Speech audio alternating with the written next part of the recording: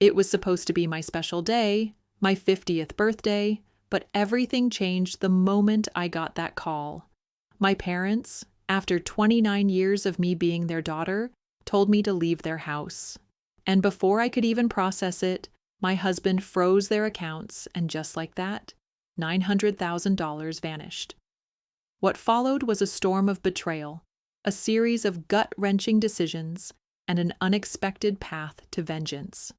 Before we continue, let me know in the comments where you're watching from. I honestly love reading each one. And don't forget to like and subscribe. Now, enjoy the story. I didn't expect much for my birthday this year. At 50, the days of surprise parties and gifts were long gone. My life had been, well, ordinary. Good job, 2 kids, a husband who worked from home, and parents who were supposed to be the safety net I could count on. But that morning, when I walked into the kitchen to a cold cup of coffee and a card that looked like it came from the dollar store, I knew something was off. "Mom? Dad?" I called as I stepped into their living room, where they were already sitting. Their faces were tight with something I couldn't place. "Sit down, Marie," my father said, his voice a little too calm. My heart dropped. I had been calling them Mom and Dad for 50 years, and now they were about to strip me of that identity. The conversation that followed was so unexpected, so far from the reality I thought we shared, that it felt like someone had ripped the rug out from under me. "We need you to leave, Marie," my mother said, her voice flat, devoid of the love I thought was forever between us. "It's time." "What? Leave? On my birthday?" My voice cracked, the shock turning into something colder, more cutting. I looked between them, hoping this was some kind of twisted joke, but their eyes told me everything. This wasn't a joke. They were serious. "What did I do?" I asked, the words tasting bitter on my tongue. "You've overstayed your welcome," Dad added, his gaze never meeting mine. "You're a burden now." Burden? After 50 years, that was how they saw me? My hands shook, but I didn't cry. I wasn't going to give them that. Instead, I stood up, numb, angry, completely broken. The life I thought I knew shattered, leaving me with nothing but questions. As I turned to leave, my mind raced with thoughts of revenge. But that was only the beginning. Before I could even process what had happened, I got a call from John, my husband. "Marie, I did it," he said, his voice tight but determined. "What do you mean? What did you do?"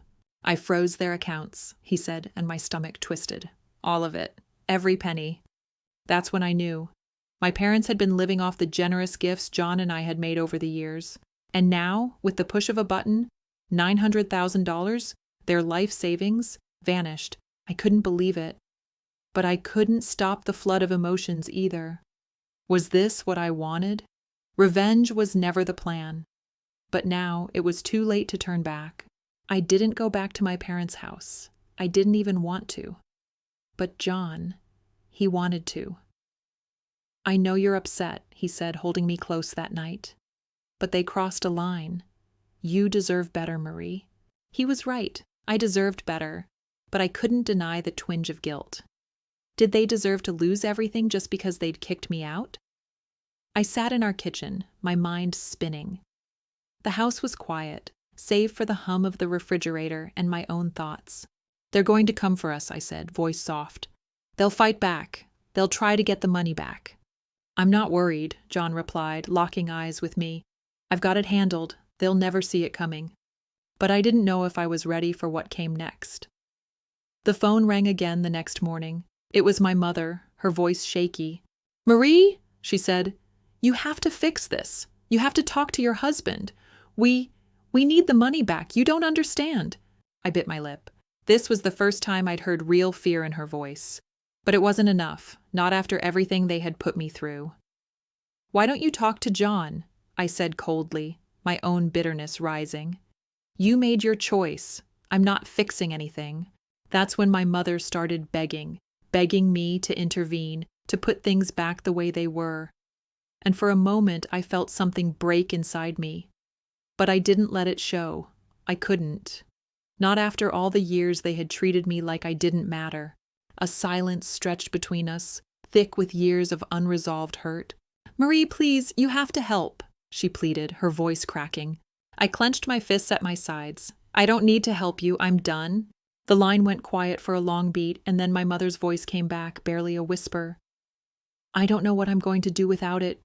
Without you. I swallowed the lump in my throat. My whole body was shaking now, but I didn't dare let the tears fall. Not in front of her. Not anymore. I'm sorry, but this is how it is now. You made your choice, I said, before hanging up the phone. The weight of it all settled over me like a heavy blanket. What had I done? What had John done? Was I really ready for this? But I wasn't about to back down. Not anymore. Not after everything they had put me through.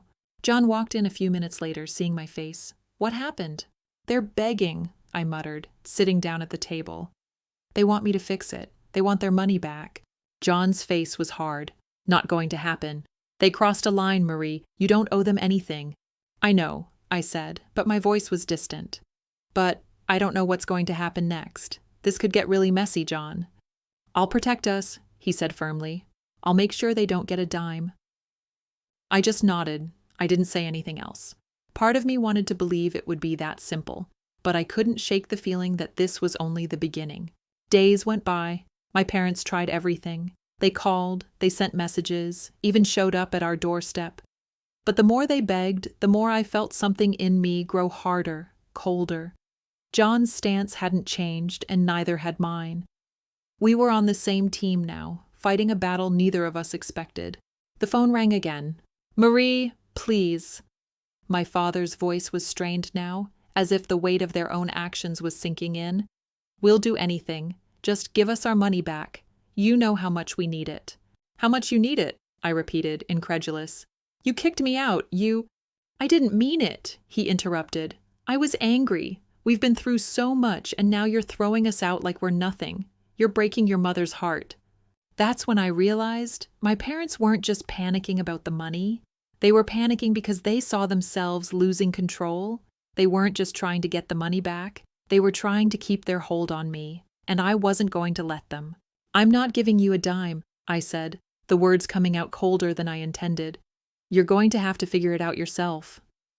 That was the last conversation I had with them. After that, the calls stopped, the messages stopped, everything stopped. For the first time in my life, I wasn't just their daughter, I was a stranger. They had made their choice, and now I was living with the consequences of it. But just as the silence settled in, something unexpected happened.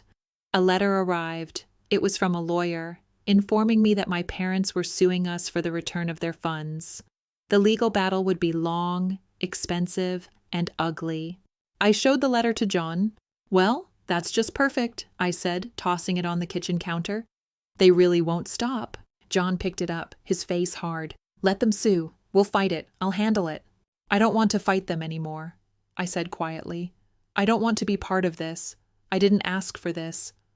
All I wanted was a family who cared, and now... I know, Marie, he said, his voice softening. He came over and pulled me into a hug. I know, but we'll get through this. I'm here, and I won't let them take anything from us. I pulled back, wiping my eyes. I just never thought it would come to this. I never thought they'd do something like this. I know, he said again, it's insane. But even as we talked about it, I knew there was no going back. They had made their choice, and now I had to live with mine. Weeks passed. The lawsuit dragged on, and every day it felt like my life was sinking deeper into a mess I couldn't get out of. My parents were relentless. They tried to turn people against us. They tried to make me feel guilty. The phone rang nonstop. The emails never stopped coming in. I couldn't escape them. But in all that noise, something inside me started to change. The guilt I had felt before started to fade, replaced by something stronger. I wasn't just fighting for the money anymore. I was fighting for my peace. My parents had already taken so much from me, my sense of self, my dignity, my trust, and now they were trying to take my life away from me again. One evening, just as I was getting ready to sit down for dinner, the doorbell rang. I wasn't expecting anyone, so I was caught off guard when I opened it to find a man in a suit standing there, holding an envelope. "Marie?" he asked, his tone formal. "I'm from your parents' lawyer. I'm here to serve you with a subpoena." I blinked at him. "What? A subpoena? Seriously?" He didn't answer, he just handed me the paper and left. I closed the door behind me, staring down at the document in my hands.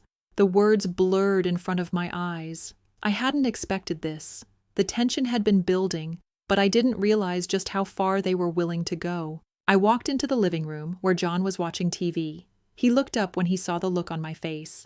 "What is it?" "It's from their lawyer," I said, my voice shaking. "They're suing us. They want the money back." John stood up immediately, his expression hardening. "I told you they wouldn't stop." "We've been through this already," I said, my voice low. "I can't keep doing this. I can't keep fighting them. I don't want to keep living in this mess." John took a deep breath and came over to sit beside me.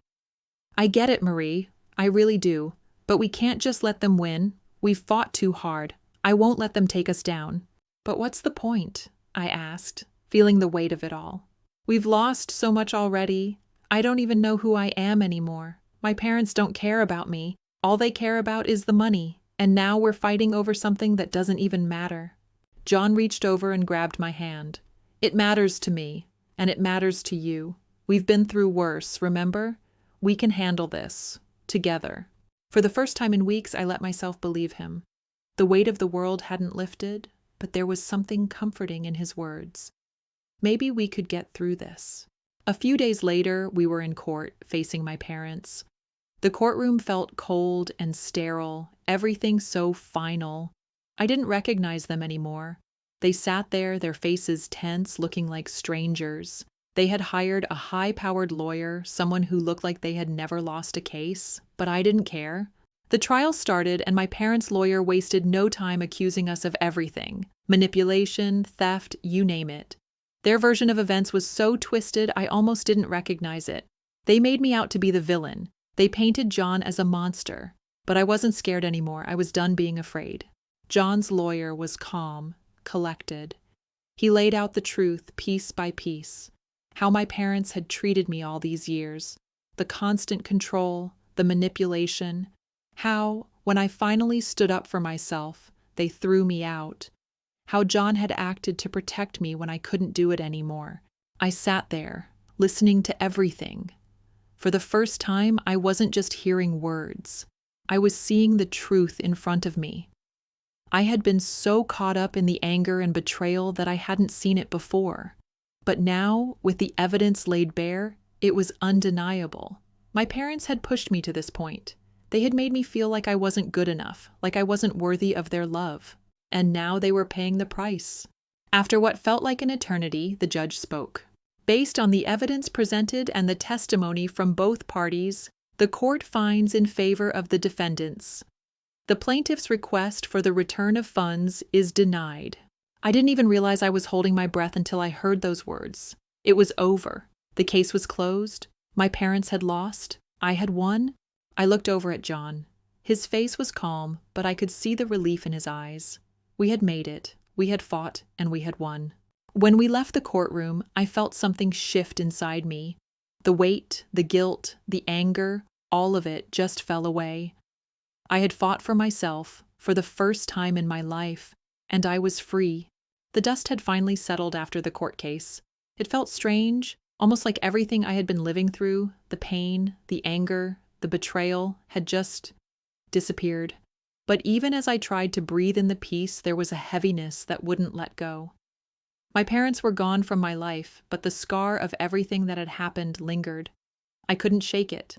I didn't want to shake it either. For the first time, I felt like I had truly taken control of my life. But I wasn't sure what came next. What was I supposed to do now? I'd spent 50 years of my life in a constant battle, whether it was with my parents, with my own doubts, or with the world. But now, there was this silence, and it was deafening. Days passed. John and I kept busy. He went back to working from home, and I threw myself into the daily grind, trying to create some semblance of normalcy. But inside, I was still in turmoil. It wasn't until a week after the ruling that I got another phone call. This one wasn't from my parents. It was from their lawyer. "Marie," the lawyer said, "we need to talk." My stomach turned. "About what?" "Your parents? They've lost everything. And now, they want you to come forward. They want to make a deal." They say they're willing to drop the lawsuit if you help them out. They want you to give them back some of the money." I was silent for a long time. I couldn't even comprehend what I was hearing. My parents had lost everything? It was like I was in a bad dream. "I don't think I understand," I finally said, my voice shaking. "They want me to help them after everything they've done to me?" "Marie," the lawyer said, his tone softer, almost pitying, "they don't have anywhere to go. They don't have anything left. They're asking for your help." I hung up without saying another word. The call was like a slap to the face. After everything they had done to me, now they were asking for my help? Were they serious? I walked over to John, who was sitting at the kitchen table with his laptop. "That was their lawyer," I said, still trying to wrap my head around it. "They want me to help them. They lost everything." John didn't look up from his screen. "I knew this was coming," he said, his voice firm. "They won't stop, Marie. They'll always want something from you." "But they've already taken everything," I said, my voice breaking. "How can they ask for more?" John finally looked up at me. "Because they know how to manipulate you. Don't let them. Don't go back to that. You've already given them more than they ever deserved." I nodded slowly, trying to find the words to explain how I felt. "I don't know what to do. They're my parents, John. Even after everything, part of me still feels like I should help them." "You don't owe them anything," he said. "They made their choice. Now they have to live with the consequences." I knew he was right, but that didn't make it any easier. The years of manipulation, of being told I wasn't good enough, of being forced to live in their shadow, it had all been so much. How could I just walk away from them now, even after everything they'd done? I took a deep breath. "I'm not going to help them," I said.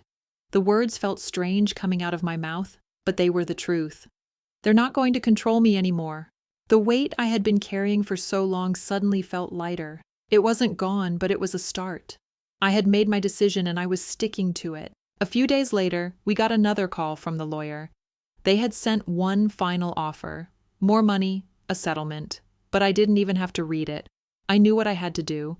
I told the lawyer no, I didn't want any part of it.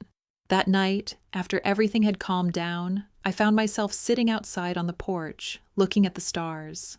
John came outside and sat down beside me. "You okay?" he asked. I leaned against him, letting the silence settle between us. "I'm getting there," I said. "It's just hard to let go of everything, even when you know you're doing the right thing." "I know," John said, wrapping his arm around me, "but you don't have to carry their baggage anymore. You've earned your freedom." I smiled, feeling the weight of his words sink in. I think I'm finally starting to understand that.